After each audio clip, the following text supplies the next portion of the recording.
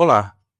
Segundo o Ministério da Saúde, dos 39 mil alimentos lançados no Brasil entre novembro de 2020 e novembro de 2024, 62% eram ultraprocessados.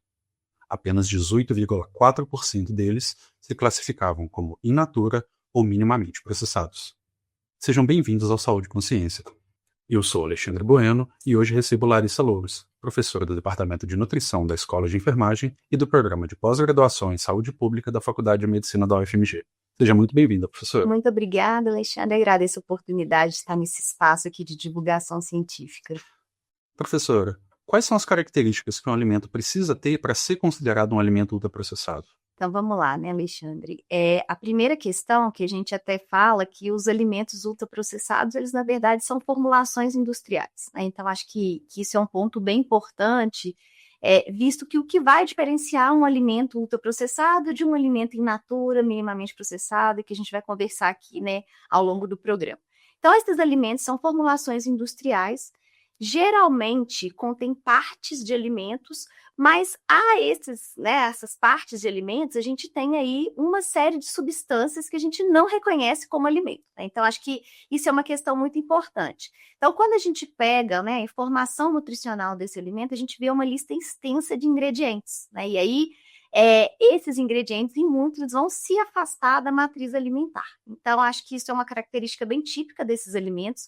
Eu gosto de dizer que esses alimentos ultraprocessados, ou esses produtos ultraprocessados, que a gente pode chamar das duas formas, a gente não consegue reproduzi-los numa cozinha convencional. Eles estão muito mais próximos de um laboratório, né, do que de uma cozinha convencional. Então, aí a gente tem como exemplo típico que a gente fala é um refrigerante, né? Quando a gente olha para um refrigerante, a gente tem o primeiro ingrediente, açúcar, mas uma série ali, né, de ingredientes que a gente não reconhece como alimento, né? Então, acho que isso é uma característica muito típica desses alimentos ultraprocessados ou produtos ultraprocessados. Perfeito. A senhora mencionou outros termos, né, que é a pergunta que a gente ia entrar. A gente tem muitos descritores hoje, né, alimentos orgânicos, in natura, ultraprocessados, minimamente processados. Você pode explicar um pouquinho para a gente como que a gente navega essas classificações? Claro, então vamos lá. Alimento orgânico muitas vezes diz respeito à forma de produção do alimento, né? Então, esse alimento orgânico, na grande maioria das vezes, a gente atrela ele a uma ausência, por exemplo, de agrotóxicos, né? Então, isso é uma questão muito importante, e a forma de produção. O alimento orgânico, ele se diferencia ainda de um outro alimento que a gente tem, que é o alimento de base agroecológica, que esse se preocupa muito com o modo de produção, né? Então, acho que isso é uma questão muito importante. Quando a gente generaliza e fala de alimentos industrializados, a gente está falando de uma categoria muito grande, que perpassa desde um arroz, que muitas vezes é um arroz polido, e aí foi retirada a casca, que é o processo de industrialização, até, de fato, uma categoria mais agressiva, que é a categoria de produção dos alimentos ultraprocessados, que passa por um processo maciço de industrialização. Então, alimento industrializado é uma característica, né, muito genérica, digamos assim. Quando eu falo alimento, é um alimento industrializado. Qual tipo de industrialização? Né? Normalmente a gente remete com outro tipo de pergunta. E daí a gente tem a classificação nova dos alimentos, desenvolvida por pesquisadores brasileiros ali por volta entre 2011 e 2014.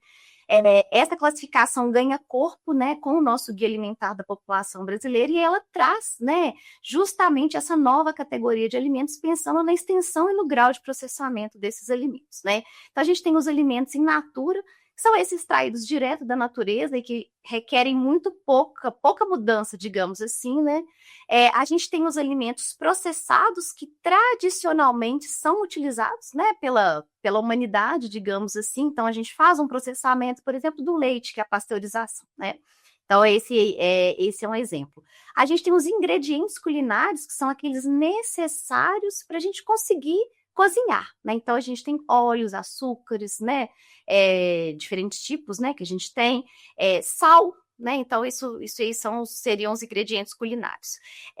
E a gente tem os alimentos ultraprocessados, que a gente já disse aqui, que são essas formulações industriais que usam a matriz alimentar, mas muito se afastam da comida de verdade, né? Então, são categorias muito importantes, mas são categorias distintas, né? Que perpassam desde a forma de produção até como que isso é processado nos dias atuais. Perfeito.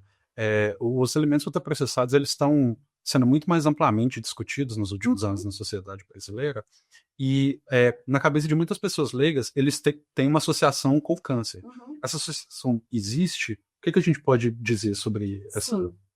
O Alexandre, essa é uma pergunta que é até difícil de responder se a gente pensar assim, que câncer e outras doenças crônicas são multifatoriais, né? Então a gente tem que tomar esse cuidado para também não levar a associação errônea de causa e efeito, que eu vou consumir determinado alimento e vou ter câncer, por exemplo. Então eu sou um pouco cuidadosa. O que a gente tem é uma base de evidências robustas que padrões alimentares, dietas baseadas em alimentos ultraprocessados, estão relacionadas com diversos desfechos de saúde, dentre eles o câncer. Alguns estudos, eles fazem essa medição um pouco mais direta, né, principalmente os ensaios clínicos e outros estudos que a gente tem. E aí o que a gente tem digamos assim, de uma relação direta com o câncer? A gente tem aí que embutidos ultraprocessados, presunto, salsicha e carnes ultraprocessadas estão diretamente relacionadas a alguns tipos de câncer, né? Então, alguns estudos mostram que são evidências robustas, né, dessa associação, principalmente com cânceres, né, relacionados ao estômago, intestino. Então a gente tem esse tipo de relação, mas de maneira geral, o que a gente verifica é isso, que são padrões alimentares baseados em dietas ultraprocessadas, estão relacionados com piores desfechos, né, de maneira geral, relacionados à saúde. Perfeito. Além do câncer, você pode mencionar alguns desses outros desfechos que estão relacionados? A gente teve uma revisão muito importante, acho que no ano de 2024, que ela trouxe, né, uma associação com mais de 25 desfechos de saúde, né? Então a gente tem hoje aí as várias doenças crônicas, diabetes, hipertensão, a obesidade, né, que a gente fala que tem uma relação muito grande entre o consumo abusivo, o consumo desses alimentos, tanto rotineiramente na dieta, com ganho de peso, né? Então, isso é classicamente associado, mas também nos surpreendeu desfechos, por exemplo, como a questão de saúde mental, a depressão, né? Então, a gente verifica que esses desfechos, que são desfechos hoje também muito prevalentes, né, estão relacionados aí ao consumo de alimentos ultraprocessados. A gente até tem um estudo que foi realizado aqui na Faculdade de Medicina, muito interessante, que a gente analisou dados de adolescentes brasileiros mostrando, né, que esse perfil baseado no consumo de alimentos ultraprocessados, associado, por exemplo, ao sono inadequado, né, a práticas que são práticas sedentárias hoje de vida, como, por exemplo, o tempo excessivo de tela, eles estão mais relacionados, por exemplo, com transtornos mentais comuns entre adolescentes, né? Então, chama atenção como que os alimentos ultraprocessados, de maneira precoce, né, eles estão associados aí a essas doenças, a esses agravos. Perfeito. E levando em conta os ultraprocessados que mais são consumidos no Brasil hoje, por que eles são tão prejudiciais à saúde? O que falta neles ou o que tem em excesso? Sim, vamos lá, né? A gente tem, assim, muito claramente que nutrientes, digamos assim, como sal, açúcar, gordura em excesso, mas para além disso também, né, a gente tem na outra ponta aromatizantes, né, substâncias que hoje a gente chama de aditivos cosméticos, que são esses para maquiar sabor, né, porque se a gente tirasse isso tudo dos alimentos ultraprocessados, isso seria uma papa, uma massa, né, industrial, como eu disse. Então, eles agregam muito pouco em termos, né, de nutrição, quando a gente pensa em questões aí relacionadas, né? Isso tem vitamina, não tem vitamina. Então, mesmo a adição não é interessante. Que você vê lá, biscoito recheado vitaminado. Mas então tem vitamina? Mas os estudos mostram que essa vitamina ali não é a mesma vitamina benéfica que a gente encontra num alimento in natura, né? Então, eles agregam muito pouco. E, na verdade, os estudos são até um pouco mais diretos em relação a essa questão. Além de agregar pouco em termos nutricionais, que a gente podia dizer, isso gera caloria para o indivíduo. Eles fazem mal, né? De fato, eles causam danos que vão, consequentemente, aí, né, em função desse padrão baseado em alimentos ultraprocessados, causar doenças e agravos que a gente discutiu aqui. Perfeito. E dentre eles, tem um certo número de alimentos que por um certo tempo ocuparam no imaginário da população um lugar de saúde, né? Um lugar de melhores alternativas para ser consumidas. O peito de peru seria um exemplo, né? A gente pode desmistificar alguns desses alimentos? Claro, a gente pode e deve, né? Na verdade, como eu disse, o peito de peru, por exemplo, é um tipo de embutido ultraprocessado. Então, quando você pega a lista de ingredientes, você vê ali a quantidade, né, de ingredientes para a gente conseguir chegar naquela formulação. A ideia para quem consome esses produtos talvez não seja radicalizar, mas ir fazendo substituições que são substituições importantes, né? Então, é muito difícil a gente virar para as pessoas e falar assim: ah, não, para de consumir, eu acho que o caminho não é um pouco, não dá para ser radical nessa questão, mas precisa, né? A gente precisa dizer que são alimentos pouco interessantes, né? Então, assim, quando eu começo o meu dia comendo um pão de forma com um peito de peru, eu tô em um padrão que é um padrão ultraprocessado, que é muito dificilmente a gente vai encontrar também um pão de forma que não seja ultraprocessado. Então, a ideia é fazer substituições que são substituições simples, né? Se a pessoa quer ter ali no café da manhã, né? Eu falo que hoje está muito em voga toda a questão da proteína, substitui o peito de peru por um ovo, que é uma substituição interessante, o pão de forma integral por um pão de sal convencional, que você vai estar fazendo ali uma melhor escolha. Perfeito. E eu sei que os estudos em relação aos alimentos ultraprocessados, eles não têm sido feitos há tanto tempo assim, mas a gente já tem alguma informação no sentido de uma diminuição do consumo está relacionada a uma melhoria dos desfechos de saúde? Sim, como eu te disse, né, a gente está há mais de 10 anos tentando entender, né, esse consumo excessivo, essa entrada excessiva, né, de alimentos ultraprocessados aí na dieta humana, digamos assim.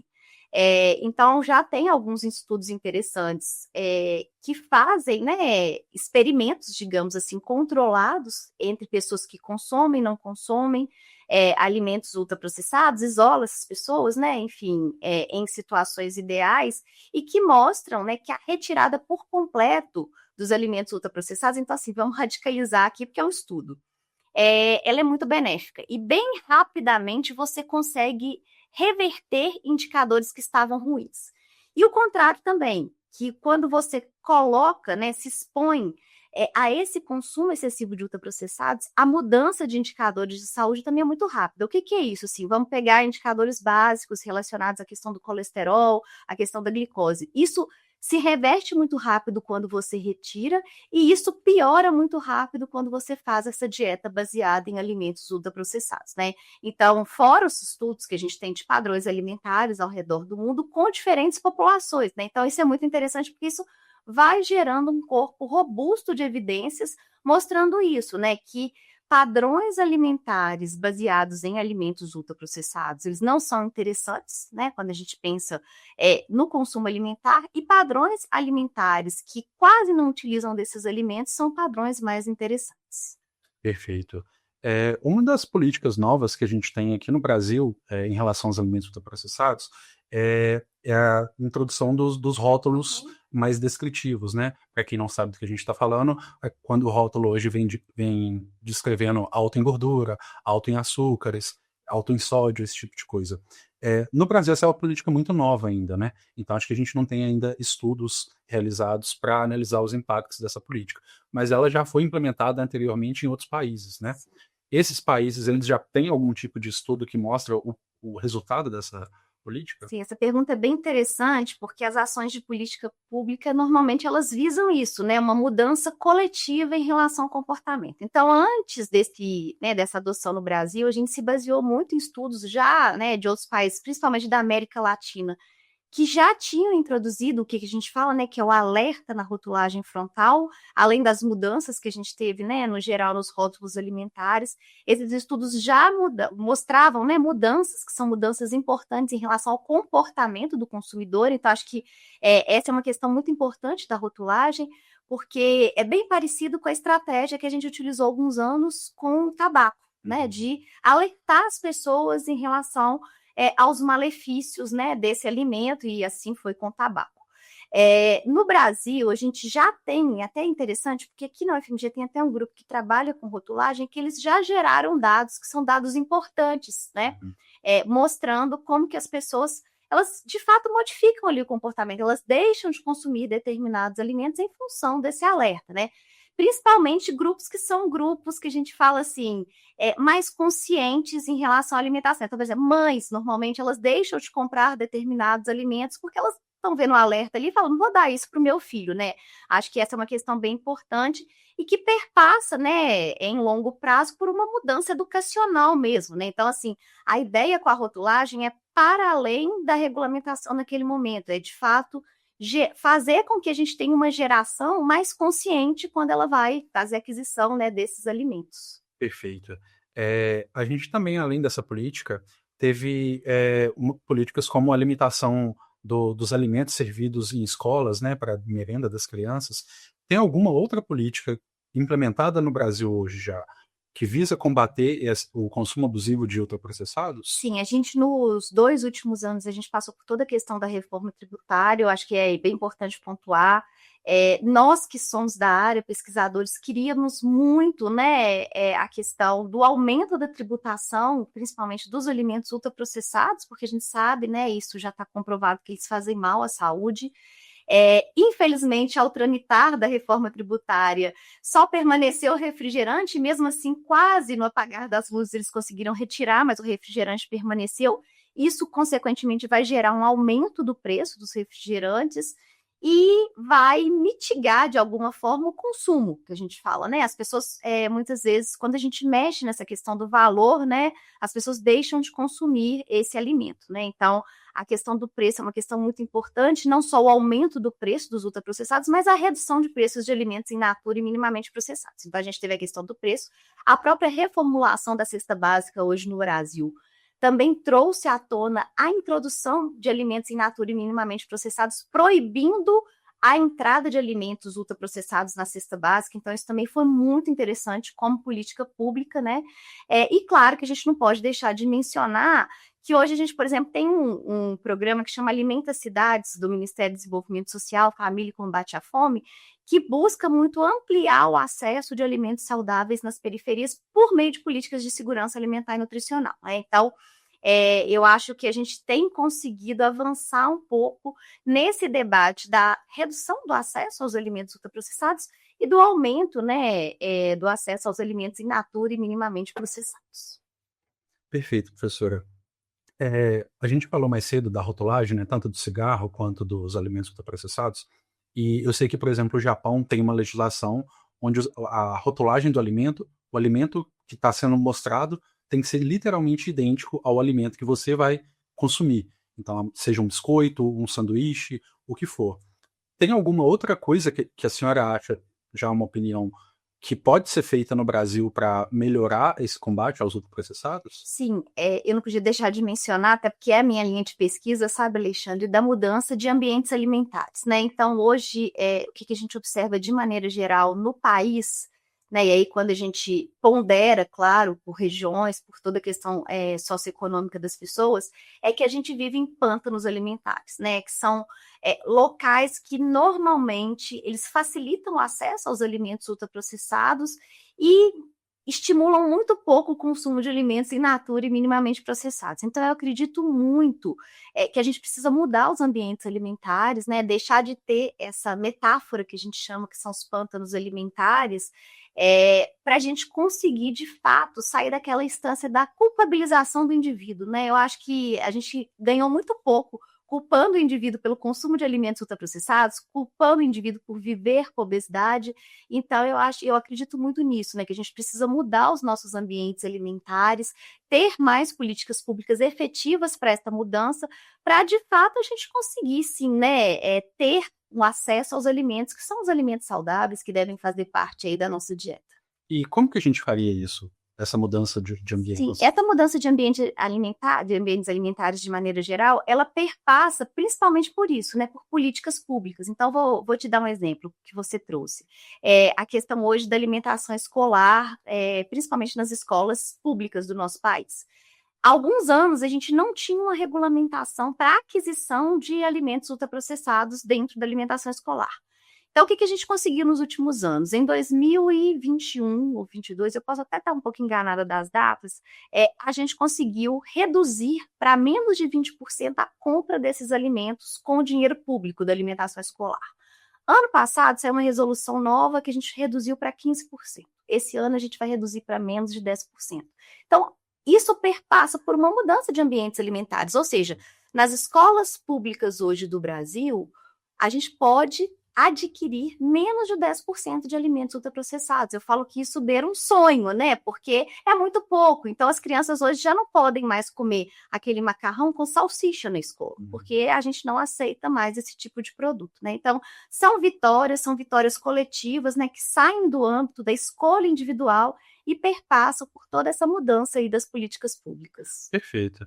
Tem alguma coisa que a gente não falou sobre os alimentos ultraprocessados que a senhora acha importante frisar? Pois é, eu acho que realmente, assim, a gente tem o Brasil como referência, né, nessa questão, tanto da pesquisa quanto do nosso guia alimentar. Eu acho que é uma mensagem muito importante. Recentemente saiu um guia americano totalmente equivocado, e eu falo como que é bom a gente olhar para 2014, para o nosso guia, valorizar o que é nosso, né? Eu acho que o grupo brasileiro que trouxe à tona esse debate dos alimentos ultraprocessados, ele estava na vanguarda dessa pesquisa, né? Ele realmente quebrou um paradigma dentro da área da nutrição, dentro da área da saúde, e hoje a gente precisa, né, de alguma forma, conseguir combater toda a questão relacionada a conflitos de interesse da indústria de alimentos, né? Porque quando a gente fala de política pública, a indústria está de olho, né? Ela vai lá, faz lobby, então a gente tem todas essas questões aí relacionadas, que eu falo que são políticas relacionadas aí aos alimentos ultraprocessados. Perfeito, professora. Muito obrigado pela participação. Eu que agradeço, mais uma vez. Bom, Saúde e Consciência dessa edição fica por aqui. Eu sou Alexandre Bueno, informação é saúde e até a próxima.